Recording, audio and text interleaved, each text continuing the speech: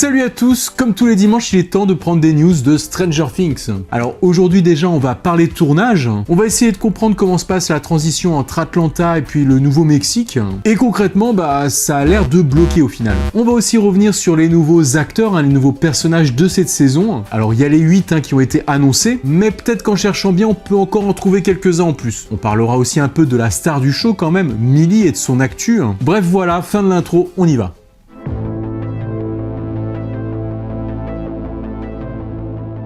Allez, on commence en parlant du tournage. Comme je vous l'avais expliqué la semaine dernière, la partie au Nouveau-Mexique pourrait bien être au point mort. Mais bon, on n'en sait toujours pas vraiment plus. Enfin, il y a quand même des rumeurs persistantes, même qui commencent à se confirmer, et notamment celle qui dit que le tournage était censé commencer la semaine prochaine au Nouveau-Mexique. Et en effet, je vous avais relayé cette info depuis plusieurs semaines, mais comme on l'a vu la dernière fois, la situation là-bas, avec la crise sanitaire, est particulièrement peu propice pour engager la production sur place. Donc apparemment, ce serait reporté d'1 mois, autrement dit en janvier. Toutefois, je le rappelle, ça voudrait pas dire non plus que le tournage est à nouveau stoppé, car il continuerait de tourner en Géorgie. Et apparemment, il reprendrait même dès lundi, donc dès demain. On aura peut-être des photos pour appuyer ça. Voilà, donc il semble qu'on est plutôt sur ce cas de figure, et que du côté du Nouveau-Mexique, ça n'avait pas encore démarré, et ainsi ça attendra encore un peu. De toute façon, ces rumeurs sont sûrement exactes, et le tournage doit bien continuer d'une manière ou d'une autre, puisque lorsqu'il s'est interrompu en mars, la production n'avait pas hésité à communiquer à ce sujet. Donc voilà, en gros, comme on n'a pas d'annonce officielle que ça pourrait être arrêté, on peut se dire qu'il continue à tourner comme c'est mentionné ici. Et donc pour le Nouveau-Mexique, si tout va bien, tournage à partir de janvier. D'ailleurs maintenant, même si les clichés volés sont plus rares, il y a quand même une grande partie de la production qui se déroule en studio, donc voilà. Forcément là on ne verra rien, ou du moins très peu de choses. Et ainsi, difficile de dire ce qui se passe. Du coup hélas, tout cela nous laisse dans l'incertitude. Bon alors attention, ça semble quand même continuer à avancer. J'irai pas jusqu'à dire que le tournage a été encore stoppé, mais c'est sûr on a déjà connu ça avec le premier arrêt de tournage de 6 bons mois. Ça nous a déjà reporté la saison 4 extrêmement loin autour de l'année 2021. Donc voilà, vivement la post-prod qui devrait quand même être plus simple à gérer malgré la crise sanitaire. Et n'oublions pas quand même qu'apparemment il y aura un teaser trailer qui serait apparemment dans les tuyaux. D'ailleurs du nouveau à ce niveau-là aussi, sur une appli espagnole de Netflix, il y aurait la date du 8 décembre qui serait apparue. Est-ce que ça veut dire qu'on pourrait espérer quelque chose là pour ce 8 décembre, en l'occurrence ce fameux trailer? Alors bien sûr, comme toutes les infos de ce genre qui circulent, ça pourrait être un gros fake. Puis dans tous les cas, même si ça en est pas un, de toute façon on le saura bien assez tôt parce que le 8 c'est mardi prochain. Donc soyons vigilants ce jour-là, et puis s'il y a quelque chose après, rendez-vous pour le débrief.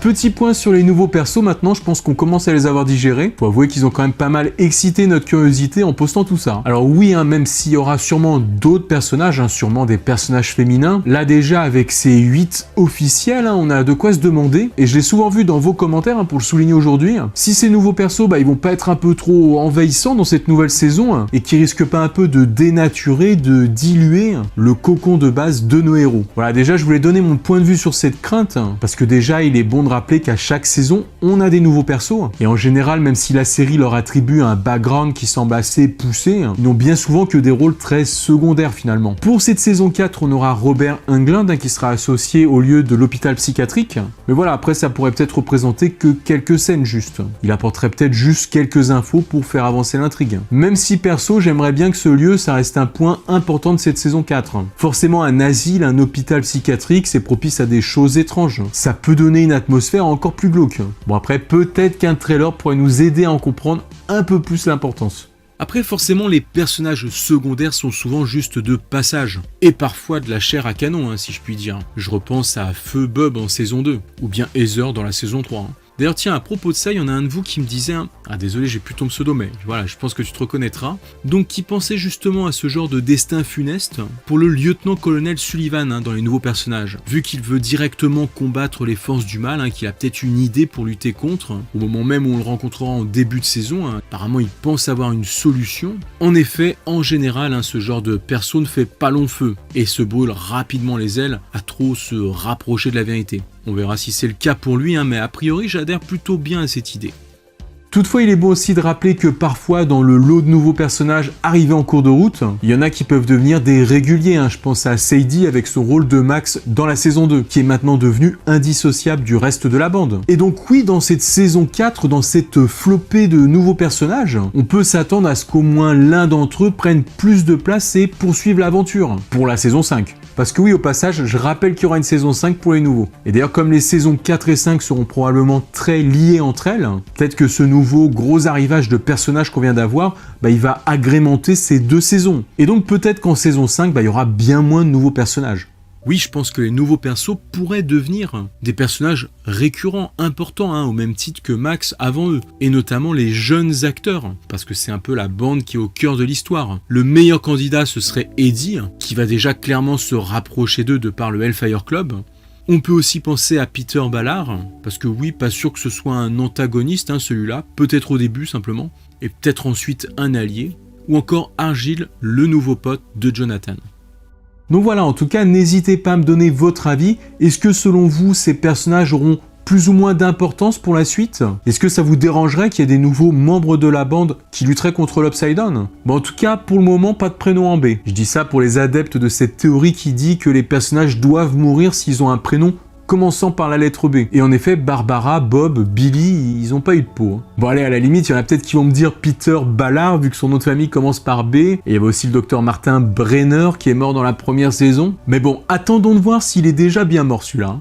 Allez, maintenant on continue à fouiller pour essayer de trouver peut-être d'autres personnages en plus de ces 8. Déjà, je le rappelle, il y avait l'acteur Joel Stoffer qui avait annoncé qu'il jouerait dans la saison 4 de Stranger Things. Et pourtant, il n'est pas dans cette liste. Alors, est-ce que ça veut dire qu'il aura peut-être pas un rôle aussi important? Mais peut-être aussi que cette annonce nous a pas tout divulgué non plus. On n'oublie pas aussi qu'il pourrait y avoir d'ailleurs des revenants dans cette saison 4. Mais bon, je veux pas tout mélanger, ça on en reparlera peut-être à un autre moment. Par contre, une fois encore sur IMDb, je vous ai dégoté ça. Voilà, cet acteur qui a déjà joué dans Stranger Things, surtout pour des rôles de figuration.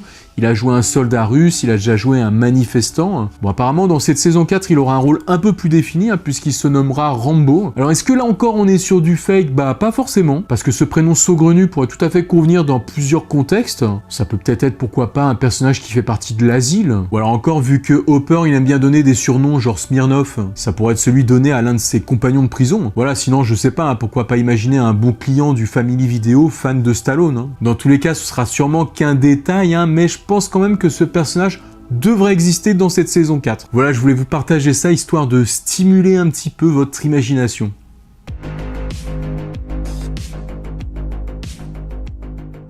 Il a été révélé cette semaine que Millie Bobby Brown prêterait sa voix pour la série Sphère. Donc la jeune actrice succéderait à Jessica Chastain et Patti Smith, qui ont fait aussi des voix off sur plusieurs épisodes. Bon alors honnêtement je ne connais pas cet univers, mais d'après les infos à ce sujet, Sphère est un voyage interactif inspiré par Un point bleu pâle, la célèbre photographie prise de la planète Terre par la sonde Voyager 1 en 1990. Le spectateur découvrira les méandres de l'espace.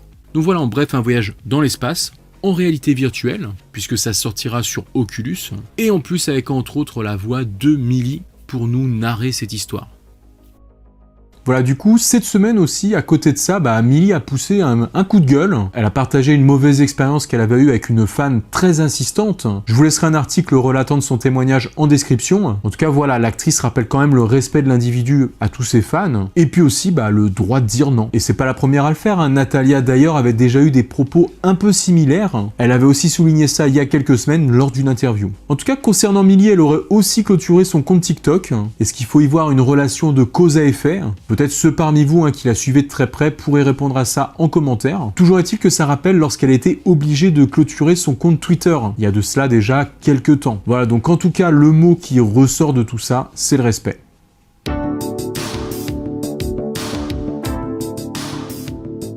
Cette semaine, on termine avec un peu de shopping. On fait nos petites emplettes pour Noël. Alors déjà, pour rappel, du côté de Pull&Bear, ils avaient sorti récemment une nouvelle capsule Stranger Things.